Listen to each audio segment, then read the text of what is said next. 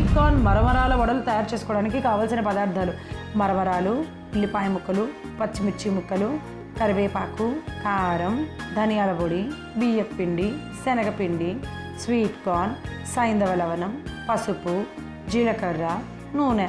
Sweet corn మరమరాల వడలు తయారు చేసుకునే విధానం: ముందుగా ఒక మిక్సింగ్ బౌల్ తీసుకొని అందులో మరమరాలు తడిపి వేసుకోవాలి. తర్వాత 1 కప్పు స్వీట్ కార్న్, 1 కప్పు ఉల్లిపాయ ముక్కలు, 1 కప్పు పచ్చిమిర్చి ముక్కలు, అరకప్పు శనగపిండి, అరకప్పు బియ్యం పిండి, రుచికి సరిపడా సైంధవ లవణం, 1/2 చెంచా కారం, 1/2 చెంచా ధనియాల పొడి, కరివేపాకు, కొత్తిమీర, పసుపు, 1 చెంచా జీలకర్ర, అలాగే సరిపడా నీళ్లు పోసుకొని దగ్గరగా కలుపుకోవాలి.